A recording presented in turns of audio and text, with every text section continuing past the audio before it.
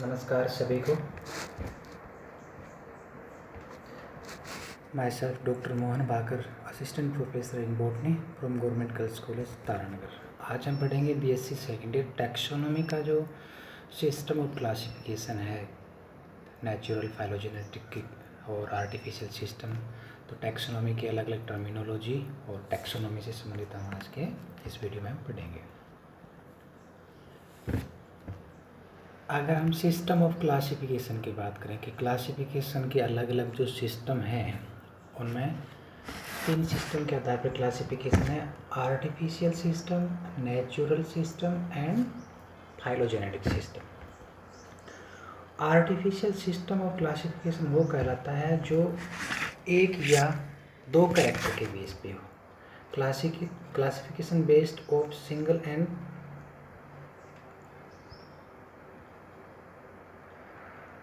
जो एक या दो कैरेक्टर को बेस मान के, आधार मान के, और उसके बाद अगर किसी का क्लासिफिकेशन किया जाता है तो इस प्रकार का क्लासिफिकेशन आर्टिफिशियल सिस्टम के अंदर इंक्लूड करते हैं, आर्टिफिशियल सिस्टम के अंतर्गत हम मानते हैं। जैसे कैरोलस लीनियस ने जो क्लासिफिकेशन दिया था, कैरोलस लीनियस का क्लासिफिकेशन आर्टिफिशियल सिस्टम के अंतर्गत आता है। कैरोलस लीनियस ने on the base of number of the stamen, arrangement of the stamen, number of carpel, इस आधार पे ही प्लांट को, सेक्सुअल कैरेक्टर के आधार पे ही प्लांट को क्लासिफाई किया था। और इस प्रकार का classification artificial system of classification के अंतर्गत आता है। एक दो कैरेक्टर के बेस पे जो क्लासिफिकेशन होता है। उसके बाद natural system of classification, Bentham and Hooker का क्लासिफिकेशन नेचुरल सिस्टम पे आधारित है। इसमें हम देखते हैं कि मैक्सिमम पॉसिबल कैरेक्टर लेते हैं, जितने कैरेक्टर के बेस पे अगर क्लासिफिकेशन होता है, मैक्सिमम पॉसिबल कैरेक्टर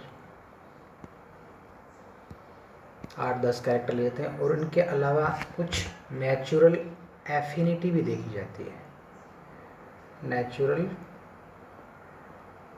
एफिनिटी कि दो प्लांट को हम एक क्लास में रख रहे हैं, एक फैमिली के अंदर रख रहे हैं, तो इन प्लांट्स स्पीसीज के बीच में कुछ एफिनिटी भी होनी चाहिए कि हाँ, ये दोनों प्लांट स्पीसीज एक ही फैमिली में रखने लायक हैं या नहीं है। तो natural system of classification maximum possible character के बेस पे होता है। मैक्सिमम जितने भी 8, 10, 12 कैरेक्टर हों, सभी कैरेक्टर देखे जाते हैं।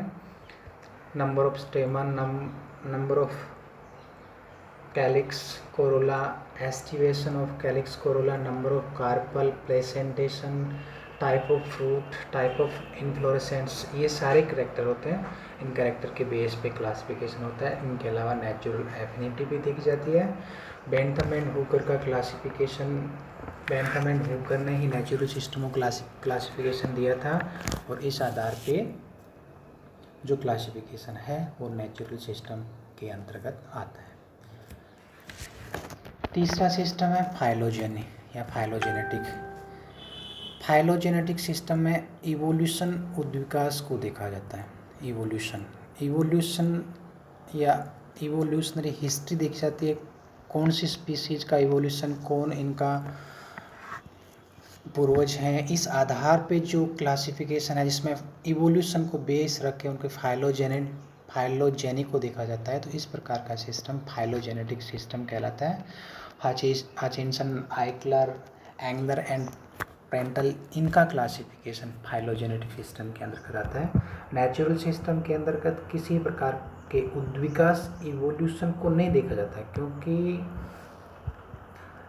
ओरिजिन ऑफ स्पीसीज, डार्विन ने जो सबसे पहले इवोल्यूशन की थ्योरी दिया था कि कैसे स्पीसीज का ओरिजिन होता है, तो उसके बाद क्लासिफिकेशन में इवोल्यूशन को भी देखा गया, और इवोल्यूशन के बिना क्लासिफिकेशन को सही नहीं माना गया। तो इसके बाद जितनी भी क्लासिफिकेशन हैं उनमें सभी फाइलोजेनेटिक सिस्टम के अंतर्गत आते हैं। इवोल्यूशन को देखा जाता है। हचिंसन, आइक्लर, एंगलर, प्रेंटल, तख्तजान, इन सब के क्लासिफिकेशन फाइलोजेनेटिक सिस्टम के अंतर्गत आते हैं। तो ये है system of classification, plant taxonomy का क्लासिफिकेशन के अलग अलग सिस्टम्स में। आर्टिफिशियल सिस्टम जो एक या दो मिनिमम कैरेक्टर्स के बेस पे होता है तो आर्टिफिशियल सिस्टम कहलाता है। इसमें कैरोलस लीनियस का क्लासिफिकेशन आता है। Natural system maximum possible character के आधार पे और नेचुरल एफिनिटी भी देखी जाए तो इस प्रकार का system natural system of classification कहलाता है। बेंथम एंड हुकर का classification natural system, D Kandoli का क्लासिफिकेशन इसी में आता है। तो ये नेचुरल सिस्टम के अंतर्गत आता है। और फाइलोजेनेटिक सिस्टम जिसमें इवोल्यूशन को देखा जाता है, फाइलोजेनेटिक हिस्ट्री देखी जाती है, तो इस प्रकार का क्लासिफिकेशन फाइलोजेनेटिक सिस्टम के अंतर्गत आता है। हचिंसन एंगलर पेंटल का क्लासिफिकेशन फाइलोजेनेटिक सिस्टम के अंतर्गत आता है। इसके बाद हम देखेंगे टैक्सोनॉमी का जो हिरार्की है, हिरार्की इसको सिस्टम ऑफ क्लासिफिकेशन भी बोलते हैं। क्या बोलते हैं? सिस्टम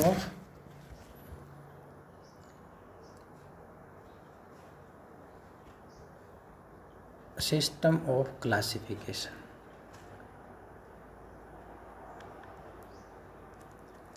कैरोलस लीनियस ने अपनी बुक सिस्टेमा नेचुरी अपनी बुक में सबसे पहले बताया कि प्लांट या किसी भी स्पीसीज को क्लासिफाई करने के लिए या उसके लिए अलग अलग हिरार्की या सिस्टम ऑफ क्लासिफिकेशन अलग अलग टैक्सा में डिवाइड किया, जिसमें हिरार्की जब सबसे बड़ा उसके बाद उसे छोटा लास्ट में एकदम स्पीसीज लेवल पे।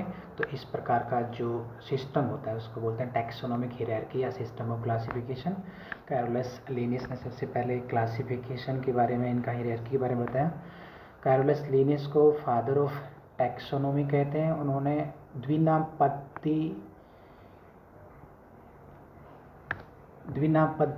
को प्रचलित किया। बहुत से प्लांट स्पीसीज या अलग स्पीसीज को ये द्विनाम पद्धति के बारे में उन्होंने अपनी बुक में बताया। द्विनाम पद्धति के जनक बाहिन थे, लेकिन द्विनाम पद्धति को लागू करने में, उनको प्रचलित करने में, लोकप्रिय बनाने में कैरोलस लीनियस ने ही उनको लोकप्रिय किया था। द्विनाम पद्धति में या बाइनोमियल नोमेनक्लेचर में क्या होता है कि एक स्पीसीज का नाम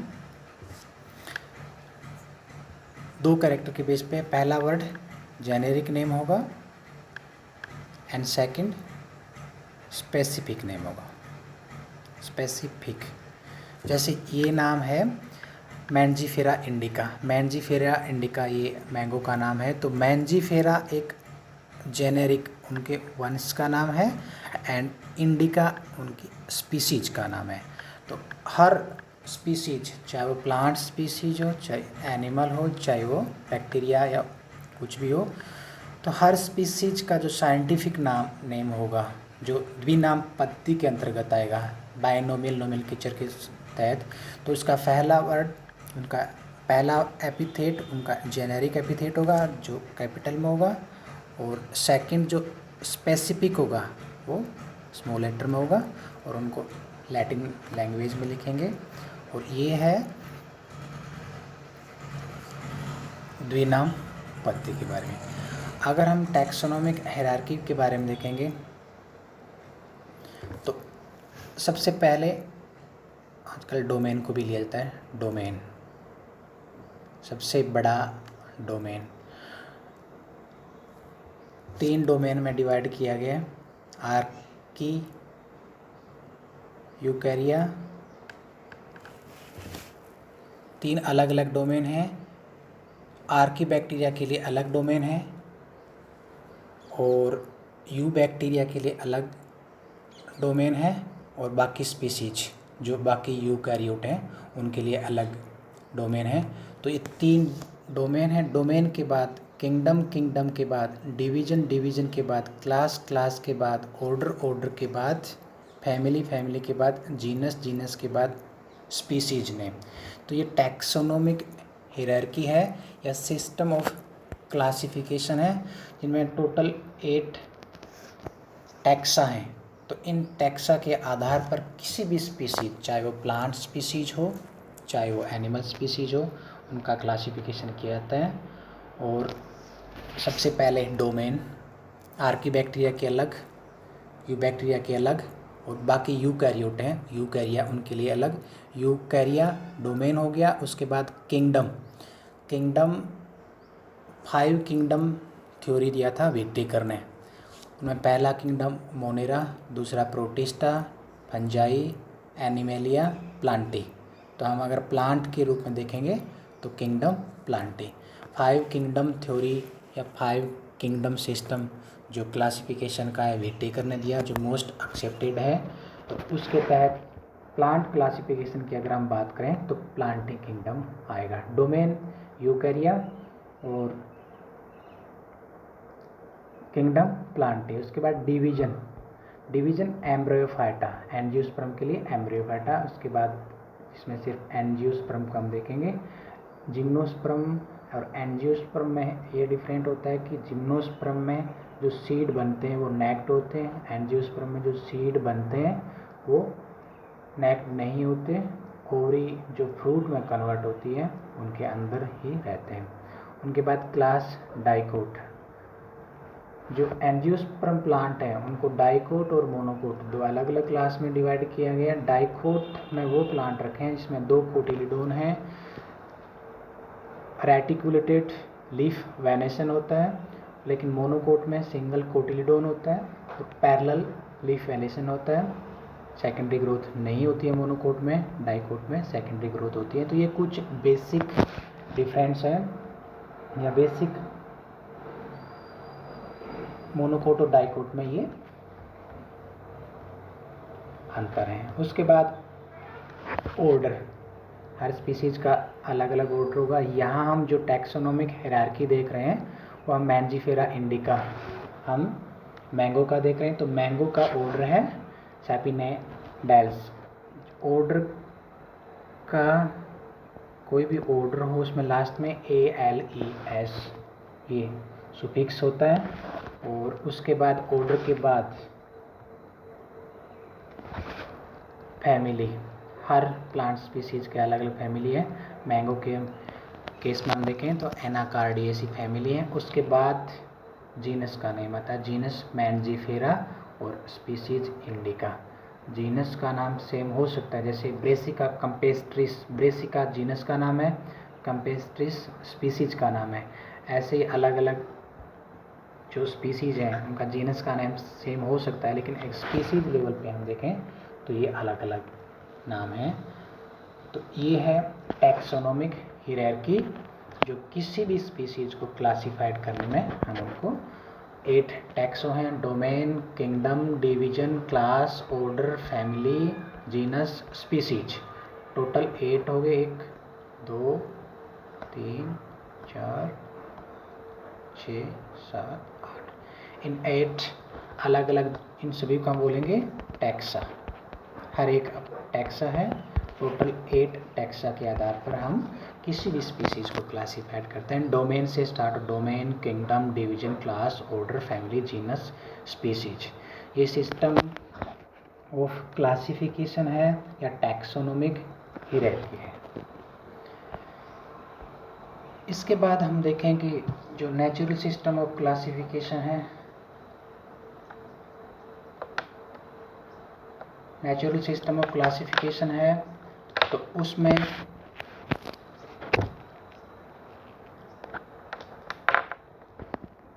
फ्लोर के टाइप्स ऑफ फ्लोर बहुत बार देखा था कि हाइपोगाइनस फ्लावर क्या होता है, पेरिगाइनस फ्लावर क्या होता है, एपिगाइनस फ्लोर क्या होता है। तो बेंथम हुकर का क्लासिफिकेशन है तो उसमें hypogynous floor, perigynous, epigynous floor या ओवरी सुपीरियर, इन्फीरियर, इनके बारे में मतलब इन कैरेक्टर को प्लांट टैक्सोनोमी के लिए कि कैरेक्टर के रूप में माना गया है। तो hypogynous floor, perigynous and epigynous. अगर हम देखें कि हाइपोगाइनस में ओवरी सुपीरियर होते हैं, sepal, petal, stamen are attach below the ovary.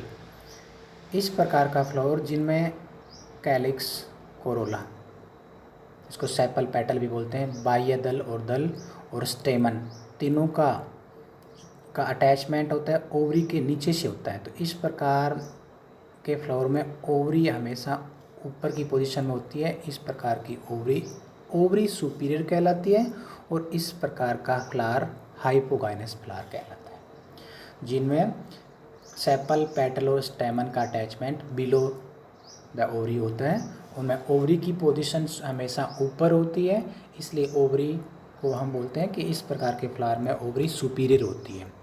और हम अगर एपिगाइनस फ्लावर की बात करें, एपिगाइनस फ्लावर में सेपल, पेटल और स्टेमन का अटैचमेंट ओवरी के टॉप वाले पार्ट में होता है और ओवरी की पोजीशन इन्फीरियर होती है। और इस प्रकार की ओवरी इन्फीरियर ओवरी कहलाती है और इस प्रकार का फ्लावर एपिगाइनस फ्लावर कहलाता है। और दोनों के इंटरमीडिएट अगर हम स्टेज देखें जिसको पेरिगाइनस फ्लावर बोलते हैं, कि कैलिक्स, सेपल, पेटल और स्टेमन की का अटैचमेंट ओवरी के एक साइड से होता है, उसमें ओवरी न तो सुपीरियर होती है न इन्फीरियर होती है। इसको हम हाफ सुपीरियर भी बोल सकते हैं, हाफ इन्फीरियर भी बोलते हैं। इस प्रकार की कंडीशन जिस भी फ्लावर में होती है उसको हम पेरिगाइनस फ्लावर बोलते हैं। तो 3 टाइप्स के फ्लावर हैं, हाइपोगाइनस, एपिगाइनस, पेरिगाइनस। हाइपोगाइनस में सेपल, पेटल, स्टेमन का अटैचमेंट बिलो द ओवरी होता है, ओवरी की पोजीशन ऊपर होती है, इस प्रकार की ओवरी सुपीरियर ओवरी कहलाती है। और एपिगाइनस में कैलिक्स, कोरोला, स्टेमन का अटैचमेंट ओवरी के अपर पार्ट से होता है और ओवरी हमेशा नीचे होती है, इन्फीरियर पोजीशन कहलाती है। इस प्रकार की ओवरी इन्फीरियर कहलाती है। और दोनों के बीच वाली पेरिगाइनस फ्लावर में जिसमें हाफ सुपीरियर या हाफ इन्फीरियर ओवरी होती है। तो ये टाइप्स ऑफ फ्लावर हैं, हाइपोगाइनस, एपिगाइनस एंड पेरिगाइनस। तो आज के इस वीडियो में हमने सिस्टम ऑफ क्लासिफिकेशन के बारे में देखा। टैक्सोनॉमी हम स्टार्ट करते हैं। सबसे पहले में सिस्टम ऑफ क्लासिफिकेशन देखना है, तो जिसमें artificial system, natural system and phylogenetic system के बारे में देखा। इसके बाद सिस्टम ऑफ क्लासिफिकेशन देखा, टैक्सोनॉमिक हायरार्की के बारे में देखा, जिसमें अलग अलग टैक्सा देखा, डोमेन,